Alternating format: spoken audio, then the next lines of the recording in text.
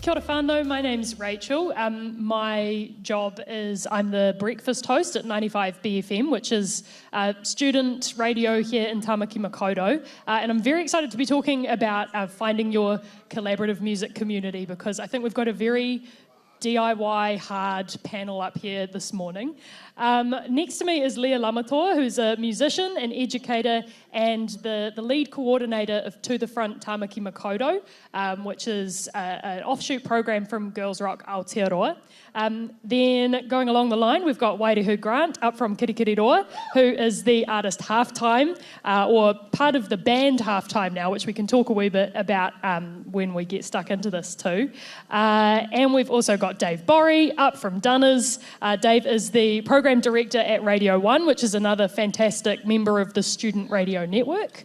And then next to Dave, we have Bianca Bailey from the band Wiri Donna, who's also worked in a lot of events production around Poneki as well. So can we please have a big paki paki for our panel?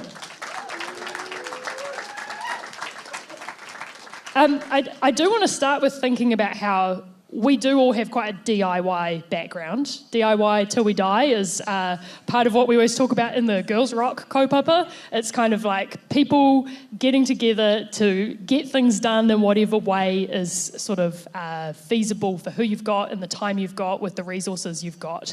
And I think that's quite a big part of that is finding the right people to do that with, people who are on the same wavelength as you, and that's all part of this idea of finding your collaborative community. So we might just go down the line and maybe start with, what is your collaborative community? If you look around, Leah, who do you sort of see as the people in your space who you vibe with creatively, who you bounce your ideas off with, what it means to be part of that for you?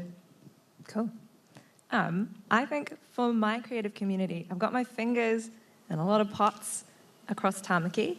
I met a lot of really awesome people through the Girls Rock community, so we collaborate through songwriting, just like bouncing ideas off of each other for art, having really beautiful conversations. They're just inspiring people.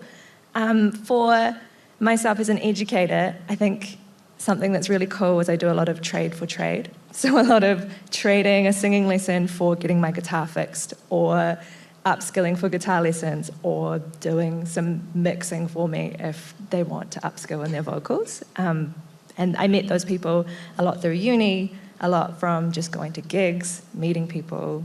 It's been really lovely. Yeah. Wairehu, what does creative community mean to you? Who's your community? Kia ora. Yeah, I kind of agree with the skill sharing thing. It's like, particularly in like DIY scenes, like I guess sort of like punk spaces and stuff, it's like you'll do a bit of sound engineering for someone if you have those skills. You'll loan some backline. It's like back home in Irirangi, a bunch of us have just like pulled together for random little bits of backline that people are always needing for shows. So it's just like communicating to people that stuff's there for them to use, and it's a lot cheaper than going to higher-edge companies and stuff like that. Because, yeah, it's like when I started gigging, I definitely could not afford to rent gear. Someone mentioned StudyLink earlier. It's like, yeah, I got my first amp from the course-related cost. It was not a course-related cost. Thanks, the government. If there's any StudyLink reps in the room, please don't yell at me. Yeah. No one's getting audited today, hopefully.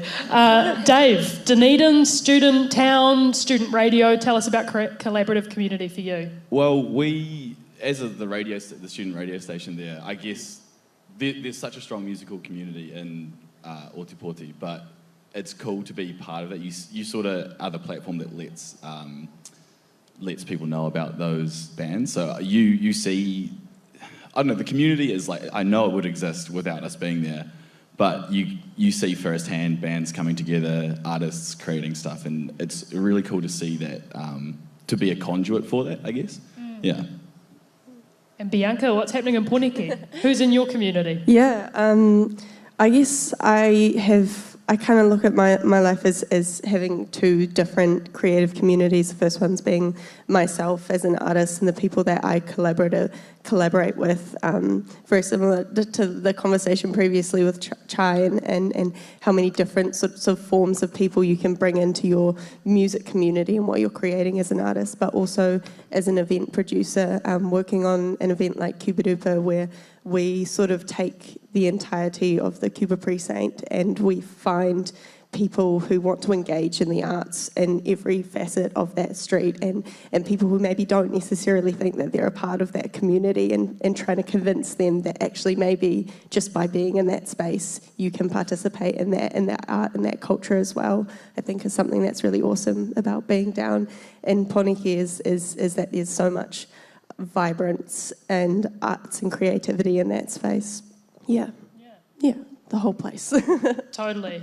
I think one thing that's already sort of jumping out as a bit of a theme is community kind of exists naturally. It's like a human way of existing. It's how we relate to each other. But finding community or the right community or the people that sort of resonate with you is actually sometimes takes a wee bit of mahi and a wee bit of grafting to work out, where your space might be. Dave, I want to talk to you a wee bit more about radio, also coming from a student radio background. I totally agree with what you were saying about the community exists, we're just the conduit for it, but that is important in its own right, because then you can see it, you can hear it, and you can maybe see, if you feel like you haven't found your space yet, that is maybe your doorway into it. Can you expand a little bit more on that, and particularly how that functions out of Radio 1? Yeah, well, and what you were just saying then about finding your place in the community is so important. So I feel like a really important thing that we do at Radio 1 is you give this platform for people to, and all SRNs do this, you give this platform for people to get comfortable and find their, how they are going to work the most comfortably in a creative sense. You get people together in this, you provide the conduit of them to, I've lost my complete train of thought. Connect, maybe? Connect, yeah. That's it, connect. And then they can go off and be comfortable. Because that's when the most collaboration happens, when you're in a comfortable space. So with Radio 1, we just try and provide that platform for everyone. And it's so cool being in such a student-heavy town, because you have this vibrance and youth there that are there to study. But Dunedin's also got such a strong music community with all the old, grizzled Dunedin sound bands. But you've also got this really strong community of students in high schools. So we are focused on the students, the university students, but we've got this awesome community that is doesn't really have an age demographic, which is so cool to see all the different little pockets thrive. Yeah, totally. Leah, I want to come to you next, because Girls Rock Aotearoa is an amazing program. I feel like I've personally really benefited from being part of that community. It's another amazing connector of people. Do you want to talk a wee bit more about that as a space and how it kind of acts as a passage for people to connect? Absolutely. I really liked what Bianca said about sometimes not knowing if you will belong in that community. And so finding Girls Rock online, I didn't know a lot about it. I can't remember the first time I applied to be a mentor. I think it was 2019 when it had first started. Feeling really, really nervous. Everybody there was just amazing. And it was so cool to see so many different genres just supporting each other. And everybody was so supportive of ideas, what everybody had to say. I didn't feel incompetent like I had been made to feel sometimes in other parts of the industry, despite being competent. So it's just cool to feel supported and have that ongoing throughout the year. We're always supporting our mentors and giving them opportunities, as well as our younger people. They are at the forefront, but we will support people for gigs. We'll give them opportunities without question. It's just like a big hug all the time. Totally. Do you want to explain how the program works, maybe for people who aren't super familiar? What's the kaupapa of Girls Rock? It's a week-long holiday program for ages 12 to 17, women, trans, non-binary youth. They get into bands or electronic music production groups, and they write a song. They get instrument lessons. They go to workshops. They learn how to do DIY merch. And then they perform here at the end of the week. They put on a sick show. And there's usually 12 bands performing. It's a real wholesome time. Some of them have never ever played before, and some people are a bit further along in their experience, but it's a beautiful time. Wairehu punk communities, they're so strong. It's like family, really, at the end of the day. Smelly, strong vibes, strong smells, strong kaupapa, the whole thing. But how did you kind of connect with the punk scene in Kirikiriroa? What was your very first sort of entry point into that space? A lot of people don't realise that Kirikiriroa is like the hardcore capital of Aotearoa. Like per capita, we have way too many hardcore bands. Like a lot of them are good friends, but it's like I kind of jumped around a lot of different genres when I started playing as a teenager, and I kept coming back to like heavier music genres. But it was like the cooler parts of the punk community were the ones that stuck out to me as having a really clear intent and like a community mindset. It started off, I was just going to shows on my own. I didn't really have, at the time, I didn't have a lot of friends that were into that kind of music. But after a while, like I just went enough that people started to recognize me and come up and chat. And eventually that led to, I guess, playing music in that space as well. Like I was definitely just a spectator first. But yeah, it's like, I think scenes like that they don't always feel super welcoming from the get-go. Took me a long time to realise that most of the people that I thought either didn't like me or were being really standoffish on purpose were just extremely anxious, socially inept people. There are so many shy nerds in punk, it's ridiculous, I think it's fair to say. Bianca, how about for you? What was your kind of foray into the Poneki music scene? Because you're from Tamaki originally. Yeah, and I think also like would think that the Tamaki's all-ages scene was probably my first music community that I ever felt like connected to or a part of, and sort of had that burning feeling to when I moved to Poneki that I needed to immediately find something like that again, and sort of find that space. And for me, like many sort of like young musicians who move to Poneki, your first stop is like San Fran on a Wednesday evening. It's like on Wednesdays, and it's so like watching. I think that space is so important to Poneki and our music scene because it's sort of like it's the first door that you go to, and watching so many people come into that space and you go there on a weekly basis, and it's like,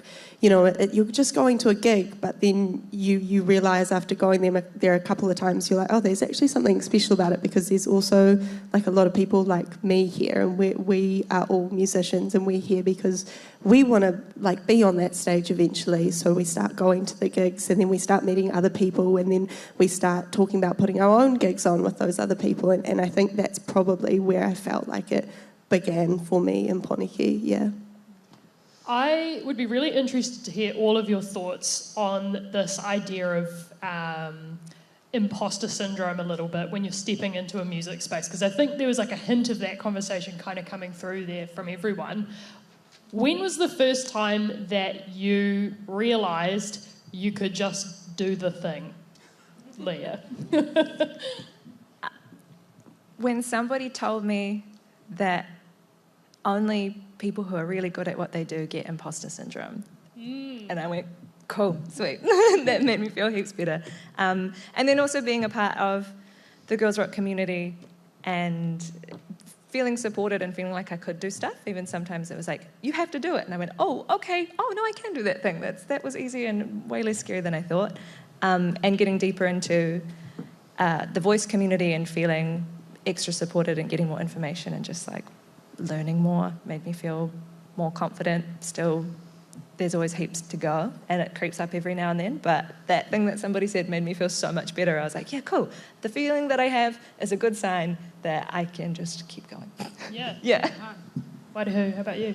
I don't think I really realised until like I'd already been doing it for a little while. Yeah. Because it was just like, I don't know, I kind of...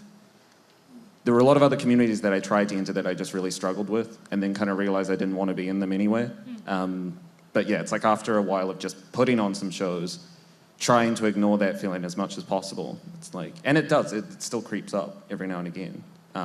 Especially when every time that you kind of start doing a little bit more than you have been doing. Like every time there's that little step up, it's like that feeling creeps back in. But yeah, totally. There's I think it did the sort of like re-viral rounds maybe last year of that video of David Bowie talking about being like slightly further out of your depth when your feet aren't touching the ground. That's when you're making something interesting, and I think that's a really good place to be thinking from. Dave, how about for you? When did you first realise you could just do the thing? Well, I like Wairehu said, you sort of just do it, and then you realise in hindsight, like, oh my goodness. But I get reminded of it a lot when we have bands or DJs coming through, particularly bands for live tours. You see them and they are so nervous. They're like, we're going live, what are we going to do? But you sort of just have to remind them, like, hey, you're doing it. Like, just forget about that you're going live. So it's one of those things that you realise. Well, for me, I realised afterwards. But yeah, when you get that anxiety that just creeps up on you, that sinking feeling, you just have to push it down. But it's such a vindicating feeling when you you look back and you're like, I did that. I can, I played that show. I played that bass. But yeah, I don't know. I can't pinpoint an exact point, but yeah. Bianca, when did you feel it? Constantly have that feeling all the time. Like, I have it right now. I think we've all got it right now. Speaking of imposter syndrome. Yeah. But I had this moment, like when I was in high school, one of my high school music teachers, like I was a Smoke Free Rock Request baby, like through and through, did it like every single year. I think like 3 years after doing it with like bands that I sort of like fell into, me and my best friend Bryony, like we were like kind of sick of playing other people's music the way that they want to do it. But we were sort of at a high school where like we kind of felt like we were the only people. We were a drummer and we were a bassist, and we were the only people that liked like our version of rock music that wasn't like derived from the Eagles or we're just in a space where we didn't quite have too many like mutual minds. And we were like, but no one wants to be in a band with us where we play the music that we want. And our music teacher, who's Daniel Barrett from the band Racing, was just like, well, like, why don't you two just be in a band together? Like, why don't you just do that with like drums and bass? And like, that's probably all you need. Like, you could just do that. And we were like, never really thought about it like that before, I guess. And then we started doing it. We're like, this is fucking awesome. Sorry for the swears. But the moment we started realising that like we could just do that on our own, it was like the best feeling. It was so sick. I think that's probably one of the highlights of my life, realising that we could just do the thing. Yeah. And I think you sort of bring up a really good point there as well, that I'm sure we've all had a mentor or multiple mentors in our kind of creative journeys who have given you a little bit of permission to do what it is you maybe didn't even know you wanted to do or thought you could do. What does mentoring mean to you, Leah? Because you obviously mentor a lot of people. That's explicitly part of the job description of working at Girls Rock. Also, you're an educator and you're teaching people, and that's a mentorship role. But how do you sort of connect with your own mentors as well? Oh, that's a good question.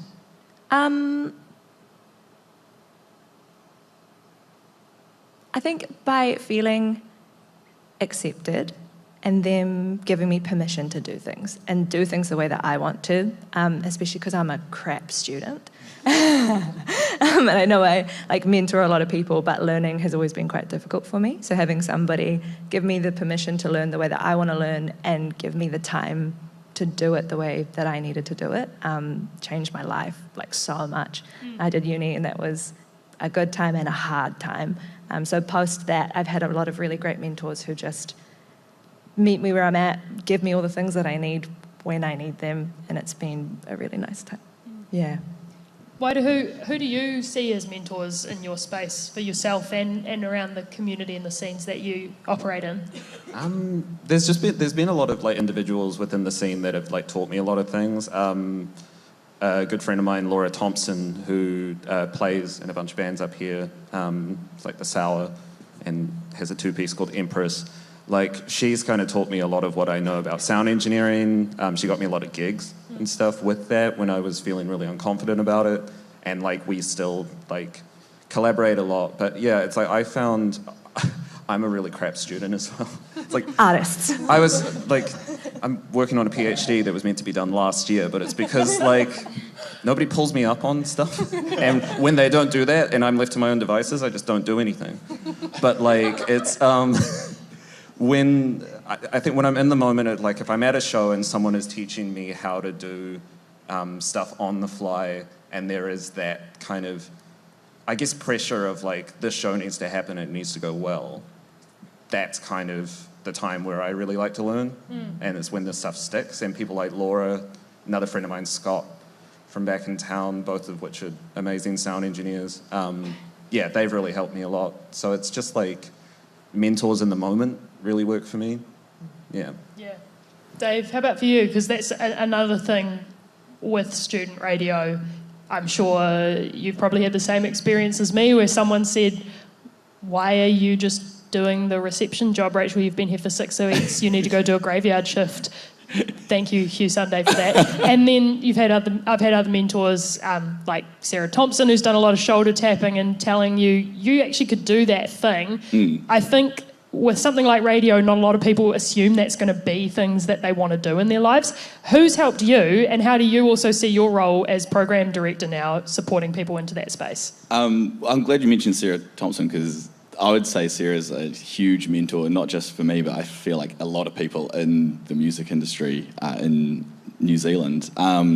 And also, if you ever want a job in an SRN station, just hang around. Just stick around, you'll get one. Have a coffee on the couch. Yeah.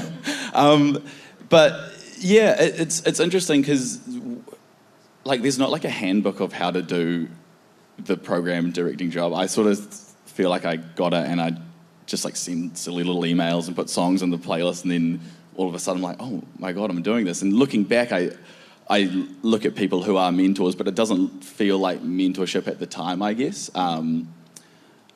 Yeah. And what was the second half of the question, sorry?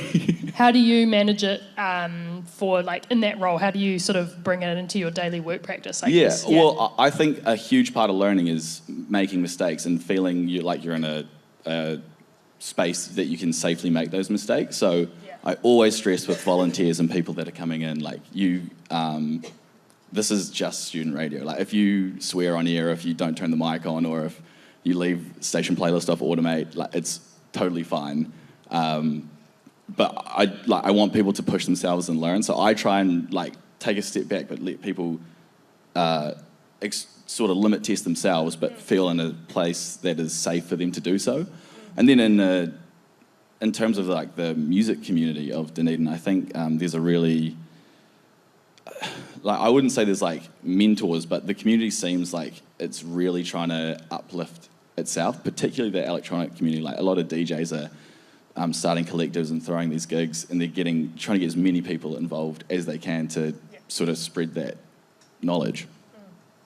Bianca, when you're working both in your own music practice, but also when you've got your kind of like events hat on and you're looking at curating a festival or putting on a show, what are you thinking about in terms of giving people opportunity and creating something that feels cohesive and has, I guess, that mentorship arm to it as well? Because you're probably doing some of the shoulder tapping that you needed when you were starting out as well. Yeah, I mean, I think where I've been the last couple of years with Cubadupa, like that is a festival where I feel so excited to work on because it's a free event, it has a guaranteed audience, and it's like I think.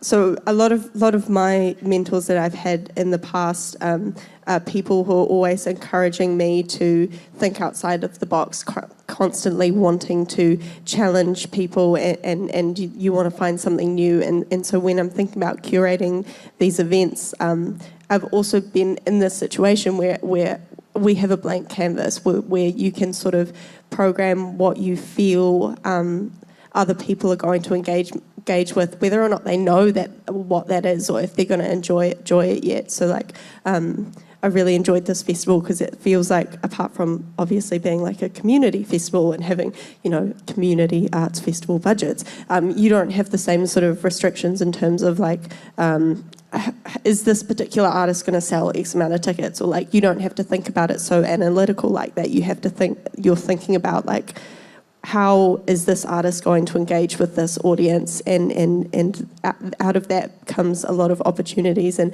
lineups that people don't maybe traditionally come across frequently, and feeling like you're giving those artists a platform to play in front of a larger crowd than they have before, or do another performance.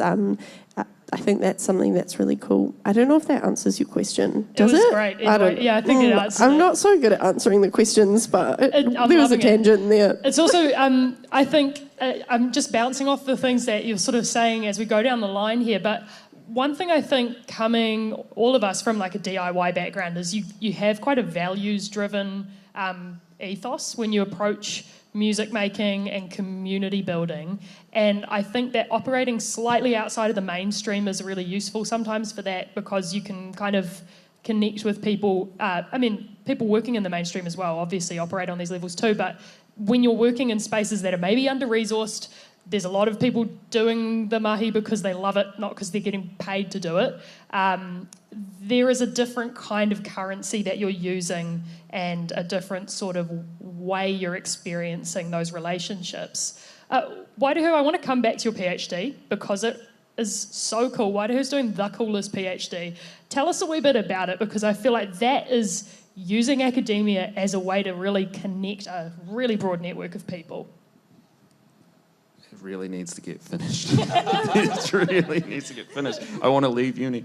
So my thesis is looking at the like ideological crossovers of Te Ao Māori, so like the Māori world or the Māori worldview and punk culture.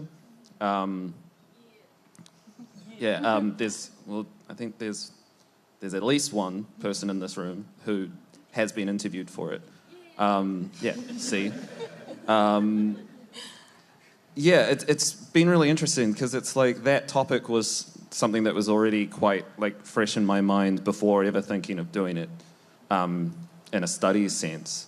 It was just like going to punk shows more and more in my like late teens and early 20s. It's like I started to meet other Māori, and occasionally we would have these conversations about, I guess, just basic points of experience. It's just like, how have things been for you in the scene? What sort of work do you do? So it was like a really nice opportunity to just do that on a larger scale, because I interviewed 8 like artists, musicians, and writers from across Aotearoa, and just kind of discussed what it was like occupying those spaces, I guess, because, I don't know, like subculture is such a strange thing, because anybody that says to you just like, yeah, I'm punk, I'm in the punk scene, that's an undercover cop. That's almost definitely guaranteed. It's like, watch out for anybody that says that. So it's real. Flag. It was a strange thing, even just reaching out to people and finding people to speak to, because most of the time with like I'm technically in screen and media studies, but it's like if I was approaching this as like a social scientist, the typical way that you find people to participate in your research is like you put up like an email questionnaire or something, and just it would say something really cheesy like, it's like, are you punk and Māori? Do you want to take part in this? I thought about that approach because that was what the uni told me I should do, and I was just like, well, actually, I feel like the only sort of people that are going to say yes to that, I probably won't really want to talk to that much. So it was more just going to shows, doing what I was already doing before the study, and then just occasionally starting a conversation with someone. It's become like a really, like, I'm quite good friends with everyone that I interviewed now. Some of them I was already friends with before. But yeah, it's just established this really cool, like, I guess, it's established a sense of community that I didn't have at the start, or I didn't feel was as, like, clear and present. Yeah, totally. Leah, I want to ask you a wee bit about coming into the girls' rock space in a similar way. The base level is that it's supporting non-male practitioners. It's got a really trans-positive lens. It's got a super queer lens. It's got a super, I think, consciously critical of itself, constantly trying to rework on its own kaupapa thing at its heart. Why does that matter as a platform or a values base when you're trying to establish something like a program for young people?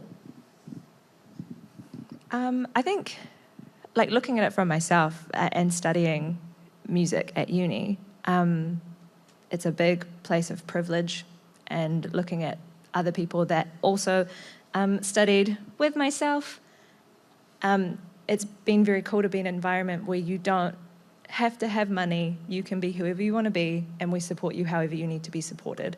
A lot of people come into it, have never played an instrument before, don't think that they can.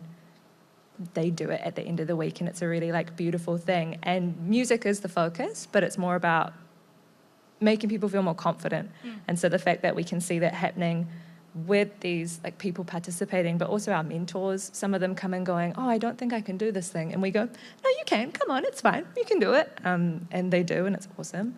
So it's just really, I think, supporting that diversity and just showing anybody that you can do it no matter what, with whatever you need to do it, has just been really cool and eye-opening. Yeah. The two things that you guys have been talking about, they're like non-tangible spaces that connect people, but they are very important access points perhaps for people connecting across these ideas of community and going, okay, yep, that sounds like a bit of me, I'm going to get involved with this. I want to talk a wee bit more with you two about physical spaces that do that as well. So you mentioned San Fran as a venue that's been really important in your personal journey, Bianca, as a musician.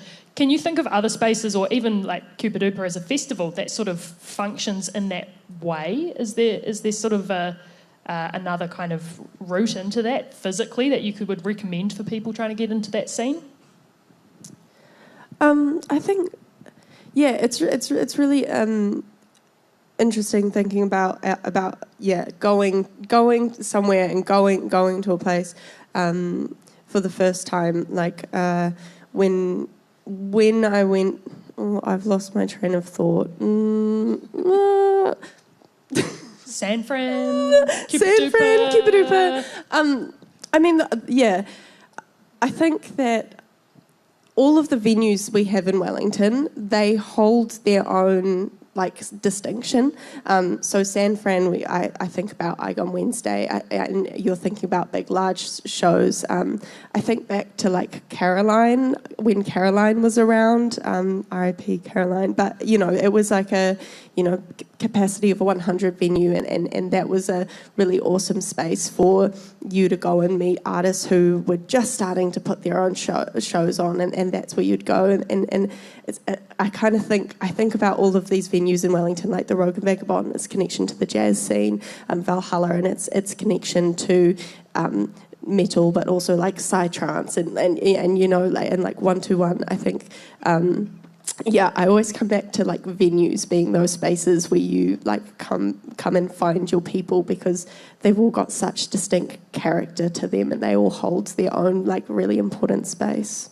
Yeah, totally. Dave, what's it been like down in Dunedin? Because I think people think of it as the mecca for music. It's got the Dunedin Sound or the Flying Nun history, but it's had a bit of a rough couple of years of venue closures and COVID impacts on the student population. How have you seen the radio station and also the venues and those spaces where people make music kind of exist as community network spots? Well, it's interesting, the venues are these physical spaces you go to, but it is crazy how they have this distinct, each one's got a distinct character, and I think whenever you set out with a venue, you can't manufacture that. It just sort of is something that the community creates. But yeah, Dunedin's had we've had real trouble with venues recently. We had there was a folk gig at a venue called the Dog with Two Tails And I don't even think they had a mic'd up drum kit, and they got a noise complaint before 10 p.m. on like a Friday night.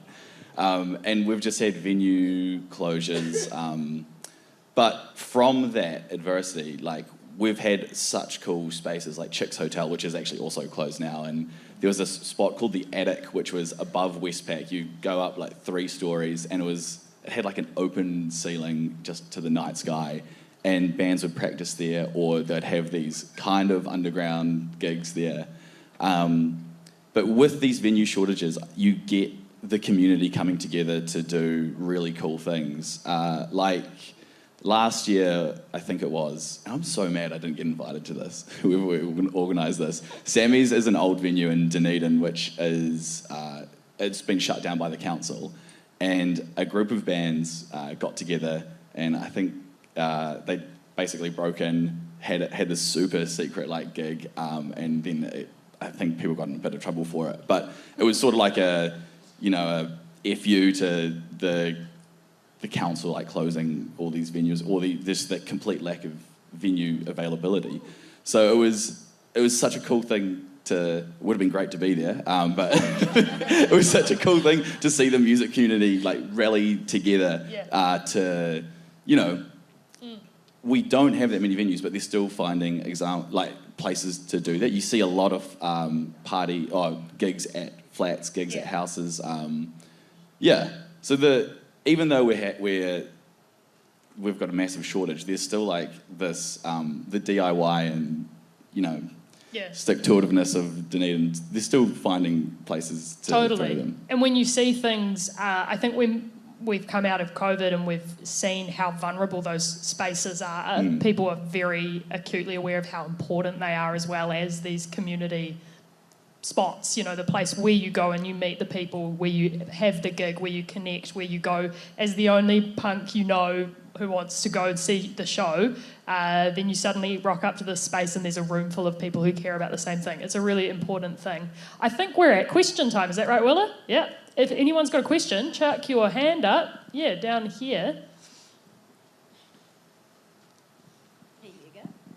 So you're talking about like physical space and the characteristics of space can really create like a local sort of language, right? So where you got the Dunedin sound, specific to Dunedin, or the Seattle sound, and so now, like in the internet age, where a lot of like what we do as artists or audiences has shifted to a virtual space, do you think that that's kind of killed a bit the capacity to create like a local vernacular, local scene, and a specific style that might come from a specific place and so on, because the virtual realm is global and it doesn't have any physical characteristics at all, and you're not, kind of meeting with people in person.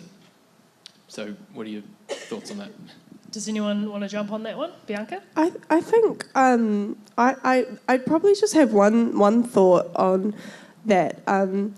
Even though the internet is so broken up into its own individual subcultures, though. So even if you find yourself, and that probably works like to our advantage to some extent as well, because you're talking about like the reduction of those physical spaces for you to meet, but you can still find your creative community online in those spaces. Like the internet will do it for you. You don't have to work too hard before you find yourself in a particular niche where you've been able to connect with people of like minds. We all sort of I don't know if echo chamber is the right word, but we'll find our own spaces and our bubbles, and that gives you an opportunity to connect to similar places. So even though that sort of sound or that particular essence might not necessarily be pinpointed to a geographical like location, it's still sort of its own collective, and you're still probably emerging like specific sounds out of those like internet scenes. Yeah, I think that's a good way to put it. Wairehu, did you have something for that? Kind of coming off the back of that is like I think it. It's like I'm woefully terrible at social media, and a lot of people in the genre spaces that I'm in are as well. But it's like it can really close gaps and like kind of So like Halftime had an experience recently because the other two are here somewhere. We just recently got back from our first like international tour. We played a bunch of dates in Wales and England. And we connected, before we left Aotearoa, with a group called the Inter-Island Collective, a collection of Māori and Pacifica diaspora that live in London. And these were people that we had never met physically in our lives. And like they put us up when we went to London. We put on a really cool show in a drag bar run by a Māori drag queen. What's that? Oh yeah, there's a patch. Hang on. There you go. Sick. It says Nesian Punks. Me. And yeah, it was like, ultimately social media was the thing that allowed us to communicate, and it was like, I don't know, like we don't have a massive digital presence of that relationship, but it was like, even just in that one instance of being in the same place, it was very easy. So I think there's a certain, I guess, synergy between the digital space and the physical. Yeah, totally. And I think also there's something to be said for, like, it's not an either or it shouldn't in this day and age perhaps be an either or, because we so desperately need physical spaces so that you can make those real world connections, so you can actually go to the gig and hear the band or hear the DJ or dance in a room with other people.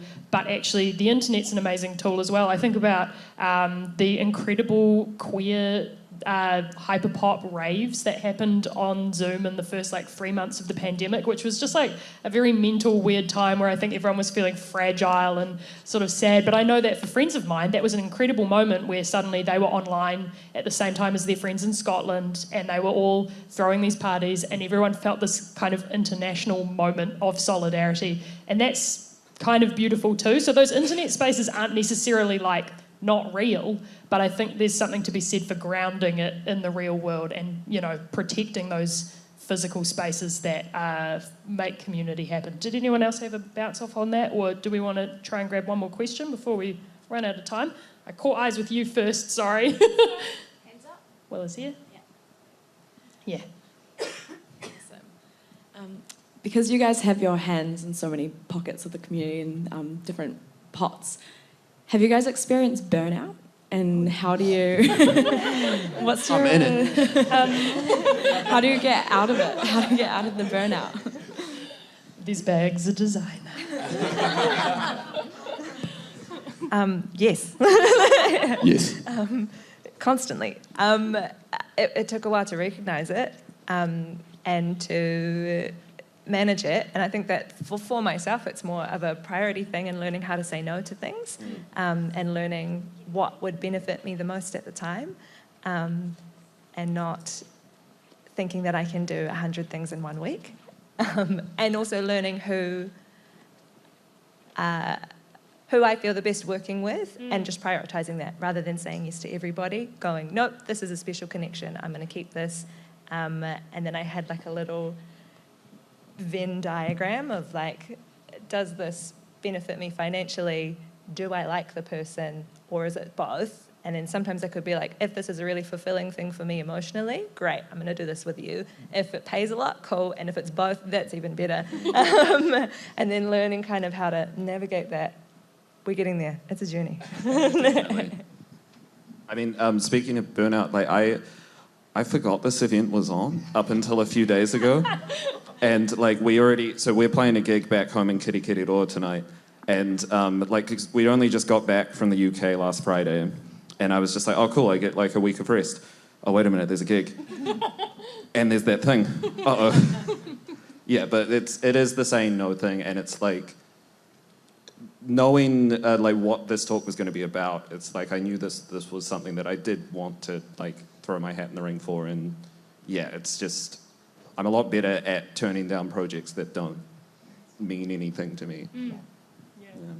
Dave, how about you? Managing a radio station in a pandemic on $0 million. How did that go? A lot of Red Bull. Yeah. I like the Venn diagram. That's a really good way to sort of compartmentalise how to do it. Yeah, burnout it sucks, and I'm still learning how to say no to things and how to manage that. But to tie it back to the music collaborative community, like you can find people, if someone comes to you with like, oh, I want to do this project, you can, and you don't have the space for it, or you're worried you're burning out, once you find a community that you can lean on, it's an amazing thing. And I think we've really got that in Dunedin, and it's cool to be part of that, or seeing that at Radio 1. Yeah.